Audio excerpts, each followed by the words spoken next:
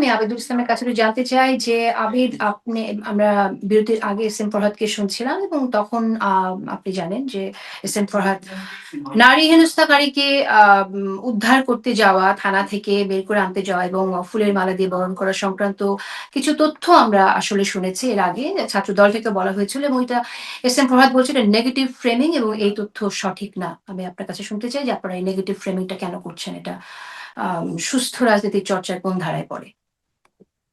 দেখেন, এটাকে negative framing করছিল। ওই সময়টাতে আপনারা সবাই দেখেছেন, তারা থানায় গিয়েছেন। তারা থানায় যখন গিয়েছেন, যাওয়ার পরে কিন্তু পরবর্তীতে জামিনও হয়েছে। জামিন হওয়ার পর মামলাও উঠে গিয়েছে। যেটা ছিল পুরোপুরি ভাবে একটা মব, এটা এস্টাবলিশ জিনিস। এটা নিয়ে বার্গেনিং করার কিছু না, কিংবা বিতর্ক করার কিছু না, স্পষ্ট জিনিস। কিন্তু আমি এখন আমি আমি আমি এবং এখন এডিসি কে ফোন দিবেন একটু। আমি ইন্টারাপ্ট করিনি ফরহাদ, আজকে আমি জি, ইন্টারাপ্ট করিনি। শিওর। আপনি অবশ্যই আপনি এরপরে বলবেন, আপনার সুযোগ থাকবে। তো এস এম ফরহাদের দেখেন, এস এম ফরহাদরা এবং আমরা কিন্তু একই জেনারেশনের, আমাদের ভিতরে কোনো বিরোধ থাকার তো প্রশ্নই আসে না, থাকা উচিত না। কিন্তু 5 আগস্ট পরবর্তী সময়ে ঢাকা বিশ্ববিদ্যালয়ের মাটিতে রাজাকার শব্দটাকে নর্মালাইজেশন করা, স্বাধীনতা যুদ্ধ নিয়ে ম্যাগাজিনে যুদ্ধে যাওয়াটা ভুল ছিল, এই ধরনের ম্যাগাজিন আমরা দেখলাম। তারপর জাতীয় সঙ্গীত নিয়ে অবমাননা করা হলো, এবং যুদ্ধাপরাধীদের যে ছবি, সে ছবিটি সিতে টানানো হলো। হ্যাঁ, বিচারিক হত্যাকাণ্ড কিংবা হত্যাকাণ্ড, তাদের যে বিচারিক প্রক্রিয়া, সেটা নিয়ে নানান ধরনের প্রশ্ন নিঃসন্দেহে আছে। কিন্তু তারা যে স্বীকৃত স্বীকৃত মুক্তিযোদ্ধা বিরোধী বিরোধী ছিলেন, সেটা নিয়ে তো কোনো প্রশ্ন আলটিমেটলি নাই। সুতরাং তাদের শুধু টিএসসি তে আসতে পারে না। তারপর জাতীয় সঙ্গীত, এই যে দেখেন, এই জাতীয় সঙ্গীত, একদিকে জাতীয় সঙ্গীত অবমাননা করে, আবার এই এস এম ফরহাদরা যখন জাতীয় সমাবেশ করেছে হচ্ছে যে ইয়েতে, সোহরাওয়ার্দী উদ্যানে, সেখানে কিন্তু জাতীয় সঙ্গীতও তারা গায়নি। তারপর হচ্ছে যে বীরশ্রেষ্ঠকে যে হেয় করা হলো, সেটা হচ্ছে যে 5 আগস্ট পরবর্তীতে একজন বীরশ্রেষ্ঠকে প্লেন হাইজ্যাকার বলে যে অবমাননা করা হলো, সেই ব্যক্তিকে শিবির তার প্যানেলে ইনক্লুড করে। অবশ্যই শিবির সেই সময়টাতে জানতেন এগুলো। তারপরে দেখেন, 5 আগস্ট পরবর্তী সময়ে মন্দিরে গিয়ে ইসলামী সঙ্গীত গাওয়া, তারপর বিভিন্ন জায়গায় কনসার্ট বন্ধ করে দেওয়া, ঢাবি থেকে এই যে নোংরা স্লোগান চর্চা করা, ও প্রতিপক্ষকে হচ্ছে যে রাজনৈতিক সংস্কৃতিতে বাধা দিয়ে নিজেরা আধিপত্য রাজনীতি করে, এই জিনিসগুলো কিন্তু 5 আগস্টের পূর্বের ঘটনা। কিন্তু আমি যা বলছি না, এগুলো হচ্ছে 5 আগস্টের পরের ঘটনা। তাহলে এই যে এই জিনিসগুলা আসার পরে, এই চর্চাগুলো হওয়ার পরে কিভাবে ঐক্য থাকবে? সুতরাং এগুলো নিয়ে যদি আমরা কথা না বলি, এগুলো যদি আমরা মেনে নেই, তাহলে কি এটা রাষ্ট্রের পক্ষে যাচ্ছে? কোনোটাই কিন্তু রাষ্ট্রের পক্ষে যাচ্ছে না। এখন সময় টিভিতে সেদিন এস এম ফরহাদ বলেছেন, আমি যে গণরঙ্গী শ্রম নিয়ে যে কথা বলেছি, সেটা নিয়ে দেখলাম আমার জিএস এর সাথে একটা অশুতে ফরহাদ বলেছেন গণরঙ্গী শ্রম কারা চালু করেছে, কিংবা ডাকসুকে কারা বন্ধ করে দিয়েছিল। এস এম ফরহাদ, 1991 সালে আমাদের ক্ষমতা আসার পরে ডাকসু নির্বাচন আমরা বন্ধ করে দিইনি। আমরা কিন্তু সে সময়টাতে প্যানেল দিয়েছিলাম। নির্বাচনের পরে আমরা প্যানেল দিয়েছিলাম। এমনি যোগ্য পরিষদ আমরা প্যানেল ঘোষণাও করেছিলাম। ছাত্রলীগও তাদের একটা প্যানেল ঘোষণা করে কিছু, কিন্তু ছাত্রলীগের যে বিরোধী পার্টটা ছিল, সেই বিরোধী পার্টটার সাথে অন্যান্য সংগঠনগুলো একত্রিত হয়ে নির্বাচনকে বানচাল করেছে, নির্বাচনকে স্থগিত করেছে। সেখানে আমাদের তো কোনো দায় নাই, এস এম ফরহাদ। তারপর আপনি গণরঙ্গ বিশ্রম নিয়ে যেটা বলেছেন, এস এম ফরহাদ, দেখেন, আমি কিন্তু আবিদ একজন ভিকটিম। আমি কিন্তু 2016 সালে যখন ঢাকা বিশ্ববিদ্যালয়ে যখন জসীমউদ্দিন হলে উঠেছিলাম, আমাকে যখন জিজ্ঞেস করা হলো আপনি কোন ইনস্টিটিউশন থেকে এসেছেন, তখন আমি যখন আমার ইনস্টিটিউশনের নাম বললাম, তখন সাথে সাথে আমার উপর একটা হচ্ছে যে আপনার মানে হিংস্র শিয়ালের মতো, ভাগের মতো আমার উপর চেপে পড়লো একটা একটা মানে দু তিনজন ছেলে। আমি যখন গেস্টরুমে যে ছেলেগুলো আমার উপর নির্যাতন করেছে, এরা আমারই ইয়ারমেট ছিল।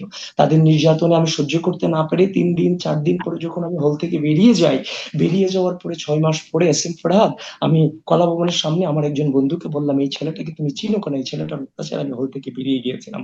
পরবর্তীতে বললো, হ্যাঁ, এটা তো মিল্লার যাত্রাবাড়ি ব্রাঞ্চের স্টুডেন্ট, এবং হচ্ছে যে শিবিরের সাথী, সে তার পরিচয় দেয়। তো সুতরাং আমি এই জন্য আমি বলে থাকি কি জানেন, আমি যে বলি আপনাদেরকে যে আপনারা কমিটিগুলো কেন প্রকাশ করেন, আমি তো আমার অভিজ্ঞতার আলোকে বলি। কারণ আপনারা যে কমিটি যদি গুলো প্রকাশ করেন, তাহলে বেশি মানে ছাত্রলীগের ম্যাক্সিমাম নির্যাতনকারী ছাত্র শিবির হওয়ার একটা সম্ভাবনা আছে।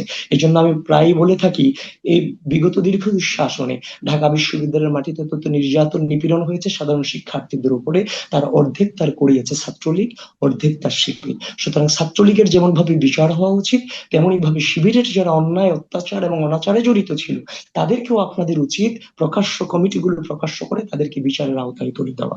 এবং আপনি এস এম ফরহাদও কিন্তু ওই সময়টাতে সোশ্যাল ওয়েলফেয়ার ইনস্টিটিউশনের জয়েন্ট সেক্রেটারি ছিলেন ছাত্রলীগের, এটা তো অস্বীকার করতে পারবেন না। আমরা সেই সময়টাতে হাসিনাকে মোকাবেলা করেছি, সেই সময়টাতে আপনারা ছাত্রলীগকে সাথ করেছেন। হ্যাঁ, বলতে পারেন যে আপনি হচ্ছে যে তেমন অত্যাচার করেননি, কারো উপরে নিপীড়ন করেননি, কিন্তু আপনি কিন্তু ফ্যাসিস্টের সুযোগ সুবিধা নিয়েছেন। তো আমাদের যখন আসলে আমাদেরকে যখন বলেন এবং আমাদের সংগঠনের উপর যখন বিভিন্ন ব্লেম গুলো দেন, দেখেন 5 আগস্টের পূর্বেও যেমন ভাবে মজলুম ছিলাম, 5 আগস্টের পরেও তেমন ভাবে মজলুম আছি। এই যে দেখেন আপনাদের সাদিক কায়েম সম্পর্কে কিন্তু আব্দুল কাদের পোস্ট দিয়ে বলেছেন 5 আগস্টের পরে কিন্তু সাদিক কায়েম তার সাবেক শিবির নেতা এবং তার ওয়াইফকে দিয়ে বিভিন্ন মন্ত্রণালয় তদবির করিয়েছে। যখন মন্ত্রণালয় থেকে এর বিরুদ্ধে নোটিশ গেল, এরা আমাদের কেউ না, এদেরকে আপনারা স্পেস দিবেন না, তখন কিন্তু সাদিক কায়েম ফজর নামাজের সময় গিয়ে কাদের সাথে দেখা করেছে। এগুলো কিন্তু আমরা জানি। তো সুতরাং গণঅভ্যুত্থান পরবর্তী সময়ে বাংলাদেশে গণঅভ্যুত্থানের পূর্বেও মজলুম বাংলাদেশ জাতীয়তাবাদী ছাত্রদল, ঠিক পরেও গণঅভ্যুত্থান পরবর্তী সময় আমাদের উপরে নানান ধরনের মব করা হয়েছে, এবং 5-6 আগস্ট থেকে আজ পর্যন্ত আমরা রাষ্ট্রে কোনো রকম অনধিকার চর্চা করিনি। ধন্যবাদ আপনাদেরকে। আচ্ছা, ধন্যবাদ। আমাদের শেষ করে দিতে হবে।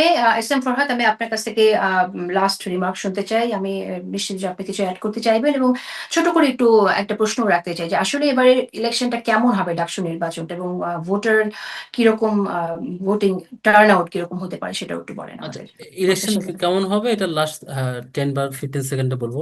আবিদ ভাই তো অনেকগুলো ইস্যু আনছেন, আবিদ ভাই খুব ভালো বলেন আর কি। ভালো বলেন অর্থে কোথাকার কবিতা কোথায় গিয়ে কপি করে চলে যায়, মানে একুল উকুল মিলাতে পারি না এরকম অবস্থা আর কি। যেমন মনে করেন যে জাতীয় সমাবেশে জাতীয় সঙ্গীত ইস্যু আছে, মানে জাতীয় সঙ্গীতকে সাংবিধানিকভাবে বাধ্য যে একটা সমাবেশ করলে সেখানে উপস্থাপন করতে হয়, আমি জানি না নিয়ম নীতি আবিদ ভাইরা সে নতুন করে শিখছেন। মুক্তিযুদ্ধকে ধারণ করার আলাপ আসছে, তারপর নানান জিনিস আসছে, সাদিক কায়েম এটা করছে ওইটা করে নাই, এটা করছে এটা করে নাই। বাইরে মানে এগুলোই বলতে পারবেন। দিন শেষে সেম জিনিস হাজারটা টকশোতে বলবেন, নতুন ফরহাদ, এটা কোনো তো জিনিস পাবেন না। দীক্ষা, কিন্তু আমার কাছে এটা তো আমার ছাত্র অভিজ্ঞতা, 5 আগস্টের ছাত্র তো দলের অভিজ্ঞতা আ- ফরহাদ। আ- আমি আমি আপনাকে ইন্টারাপ্ট করি নাই, আপনি নিষেধ করার পর থেকে। আমার এখানে এই যে 990টা কেস আছে এই কাগজে এখানে চাঁদাবাজি, হত্যা, অভ্যন্তরীণ কোন্দল, কমিটি নিয়ে বোমাবাজি, লুটপাট, অশ্লীলতা, রেপ করা, মানে প্রত্যেকটা পত্রিকার কোটিং আর কি।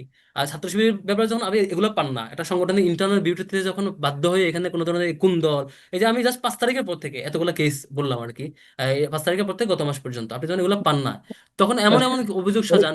এই যে আপনাদের ভাই, মানে ভাই আজকে আপনাদের ভাই, দেখছেন না যে আবিদ ভাই ওই যে একটা শিবিরের পক্ষ থেকে গিফট বা কিছু আমরা সবাইকে গিফট দেয়, একটা নোটের কি একটা নিয়ে কেউ কপি পেস্ট করে ওনাকে শিবির বানাচ্ছে। আবিদ ভাই আরেকজনকে এরকম শিবির বানায় আর কি। মুশকিলটা এই জায়গায় যে শিবির বানাইতে পারলে বোধ হয় আমি বাঁচি, আমি মনে পোস্ট একটু বেশি পাই। ভাই মুক্তিযুদ্ধকে আজকে আমাদের দেশে একটা নিউজ নিউজ দেখলাম, আবিদ ভাই বললো যে মুক্তিযুদ্ধকে ধারণ করা যায়, ধারণ করে না এমন অনেককে প্রশাসন সুযোগ দিচ্ছে। আমি 10 সেকেন্ড নিব। আহ, ফরহাদ, আহ, আমার শুনতে ভালো লাগছে, আপনাদের কথা শুনতে আমি আরো শুনতে পারলে ভালো হতো, কিন্তু আমার হাতে সময় আছে মাত্র 1 মিনিট। আমি আমি 1 মিনিটের মধ্যে শেষ করছি নিশ্চয়ই। মানে ভাই তো মুক্তিযুদ্ধ প্রেমী হয়ে গেছে হঠাৎ করে, মানে মনে হয় যে আমরা মুক্তিযুদ্ধকে অন করি না এরভাবে আর কি। বিএনপির কথা বলছিলাম, শাহ আজিজুর রহমানকে চিনেন কিনা, তিনি যিনি বাংলাদেশের চতুর্থ প্রধানমন্ত্রী, আব্দুর রহমান বিশ্বাস বাংলাদেশের 11তম রাষ্ট্রপতি, মশিউর রহমান আচ্ছা, যিনি আমরা জাতীয় এই মশিউর রহমান ইতিহাসে গেলে, এই এই যে ইতিহাসে গেলে এই যে না না একদমই এই, শেষ হবে না।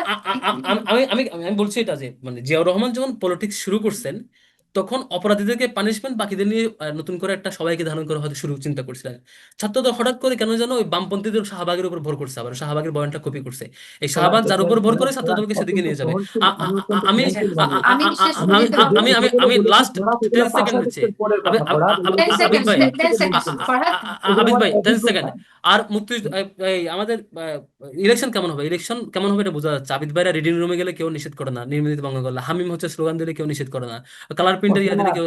আবিদ ভাইদের হাতে এখন তোমাকে আমি ক্ষমতা, সালাম দিচ্ছি মানে ফরহাদ, আমি নির্বাচন আবিদ, প্রধান ফরহাদ নির্বাচন আমি কমিশনার আবিদ, থেকে শুরু ছাত্রদল করে মনোনীত বিএনপি পদপ্রার্থী এবং ফরহাদ, আমার এবং জন্য তুমি আপনার এত দোয়া রেখো। ক্ষমতা, আচ্ছা, এটা কি আপনি নিয়ম কোনোভাবে নীতি লঙ্ঘন আপনি করলে আপনি কোনো আমি অনুভব যখন করেন না নির্বাচন ফরহাদ? কমিশনারকে পাঠাই, বলো যে বাবা কিছু করার নাই, নির্বাচন কমিশনার বলে বাবা কিছু করার নাই, থাকে একটু এটা আপাতত ছেড়ে দাও। মানে ওনারা নির্বাচন আচ্ছা, আমি কমিশনাররা একসাথে আবিদ ভাইকেও ভয় পায়, আবিদ ভাইয়ের দলকেও ভয় পায়, আবার আবিদ ভাইয়ের দলের ওই যে মানে এই আমি ফরহাদ, গুলো আবিদুল প্রতিনিধিত্ব করে। ইসলামের এই কাছে নির্বাচন ফরহাদ, শুনতে কেমন চাই। হবে এটা বোঝা যাচ্ছে।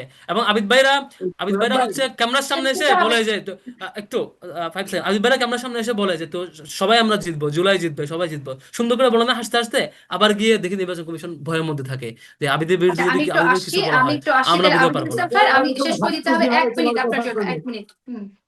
জি, প্রশাসন কি তাহলে নিরপেক্ষ না?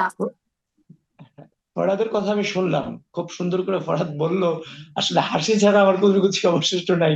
ফরহাদ, এখনো পর্যন্ত একটা পিঁপড়ার জন্য কখনো আমরা হচ্ছে যে ভয়ের কারণ হয়নি ফরহাদ। আমি ফরহাদ বিশ্ববিদ্যালয়ের স্টুডেন্ট, সে ভোটার। এখন যদি আমি ফরহাদকে বলি, ফরহাদ ভাই আমি আবিদ, ঢাকা বিশ্ববিদ্যালয়ের কেন্দ্রীয় ছাত্র সংসদ নির্বাচনে আমি ছাত্রদল মনোনীত ভিপি প্রার্থী সেটা হয়েছি, 26 যত তারিখের পরে, ডিক্লেয়ার হয়েছে। 26 তারিখ ফরহাদ রিডিং রুমে যাওয়ার অনুমতি ফরহাদ দেওয়া আমার হয়নি। জন্য দোয়া রাখবেন। দেখেন আমি যখন, ফরহাদ শোনো, এখন কথা হচ্ছে যে আচ্ছা বার্গেনিং করলে অনেক করা যায়, তাহলে তুমি শোনো কথাটা, সত্যিটা শোনো। আমি যখন ওইখানে খাওয়া দাওয়া শেষ করলাম না, শেষ আমার করতে প্যারেন্টের হবে, সাথে একদমই 20 দেখা সেকেন্ডস। করলাম, তখন আমাকে একজন একজন আমার স্টুডেন্ট ছিল, আমি তো এডমিশন টেস্টের ক্লাস আমার স্টুডেন্ট ছিল, ভাই আমাদের লাইব্রেরিটা একটু দেখে যান। আমি যখন লাইব্রেরিতে উকি দিলাম, 3-4 জন দাঁড়িয়ে আমাকে সালাম দিল, জাস্ট আমি আবিদুল ইসলাম খান, আমাকে মনে করে কোশ্চেন শেষ করে দিতে হবে। যদি আপনি শিক্ষার্থীর এটা অভিযোগ করতো তাহলে ঠিক ছিল, তাহলে এই যে একটা মিথ্যা প্রপাগান্ডা অভিযোগ দিলেন, এটা তো আমাকে কষ্ট দিয়ে, ঘটনা সত্য, নীতিমালা ভঙ্গ আচ্ছা হয়েছে আমরা সত্য। আচ্ছা আপনি বলতে পারতেন আমরা নীতিমালা মেনটেন করছি, আমি আপাতত সবাইকে বিদায় দাও, আমরাও আমি এটা তো দেখছি। ধন্যবাদ তবে জানাচ্ছি